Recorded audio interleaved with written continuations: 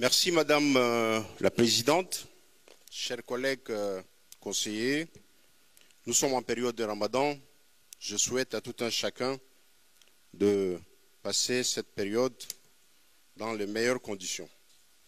Sinon, d'entrée de jeu, je voudrais dire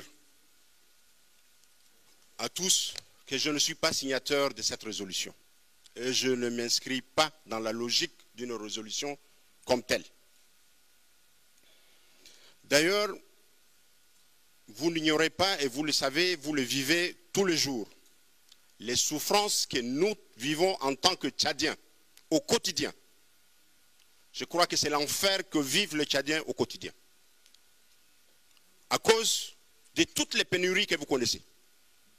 Même l'eau devient quand même une denrée rare. Je vis dans des quartiers où les gens passent de maison à maison pour chercher à se remplir les bidons d'eau.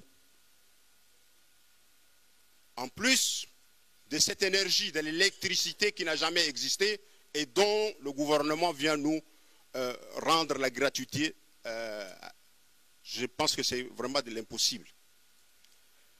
Par ailleurs, pour mes collègues que je respecte au passage, mais je pense que cette résolution, elle n'est pas la bienvenue et ce n'est pas le moment indiqué.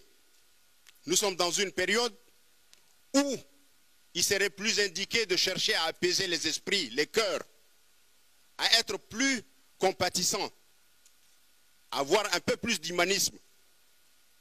Ce qui s'est passé le 27-28, c'est la mort de Tchadiens de deux côtés. Nous savons tous dans quelles circonstances, dans quelles conditions le massacre s'est passé. C'est une brutalité que nous n'admettons jamais en tant que Tchadiens, en tant que citoyens, en tant que démocrates. Ça, je crois qu'il faudrait qu'on le sache. Et c'est criminel si c'est l'autorité supérieure qui se permet d'abattre à bout portant et éliminer les citoyens pour quelque raison que ce soit, alors qu'il y a une justice. Il faudrait vraiment que l'on revienne à la raison. Je n'exagère pas, je dis ce que je pense. S'il vous plaît. Mon cher ami, on n'interpelle pas son collègue. J'ai la parole, je dois de m'exprimer. Si vous faites du griotisme, je ne suis pas dans cette assiette, mon ami. Sachez-le. S'il vous plaît. Donc, si vous voulez aider le chef de l'État, c'est plutôt chercher à apaiser les cœurs. Il faut un peu du regret de ce qui s'est passé. Il faut reconnaître qu'on a mal joué.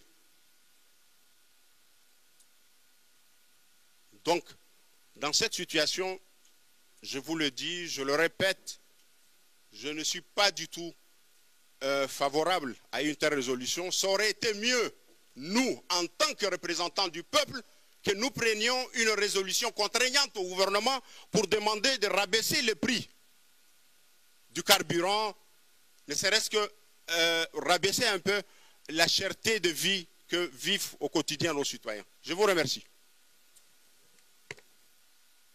Merci.